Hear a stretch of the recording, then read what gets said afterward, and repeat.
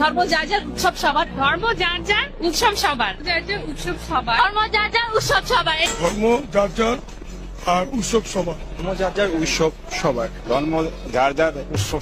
আজ পর্যন্ত কোনোদিন মুসলমানদের উৎসব শবে বরাত একটা হিন্দু মসজিদে দেখার জন্য আসলো না। মুসলমানদের উৎসব শবে কদর একটা হিন্দু কোনোদিন চাওয়ার জন্য আসলো না। মুসলমানদের উৎসব রমজান মাসের রোজা একটা হিন্দু কোনোদিন তোমার সাথে সমাজ করার জন্য রাখলো না। একটা হিন্দু কোনোদিন তোমার ঈদের নামাজে আসলো না।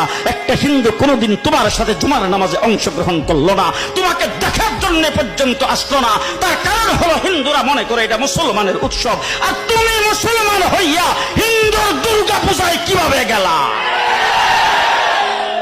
তোমার কি হয়ে গেল? তোমার কি লজ্জা শরম তুমি ধুয়ে ফেলে দিয়েছো? তোমার কি কোনো লজ্জা শরম নাই? লজ্জা শরম নাই? আবার কি সুন্দর বলতেছ, ধর্ম যার যার উৎসব সবাই। হাই হাই হাই, ও মুসলমান যুবকেরা ভালো করে শোনো, ধর্ম যার যার উৎসব সবার, তাইলে বিয়া যার যার বউ তো সবার। জি, বিয়ে যার যার বউ সবার, পুষ্কুনি যার যার মাস সবার, গাছ যার যার ফল সবার, ক্ষেত যার যার ফসল সবার, দোকান যার যার মাল সবার। এখন ঘুমাইছে কি কথা বলেন না কেন?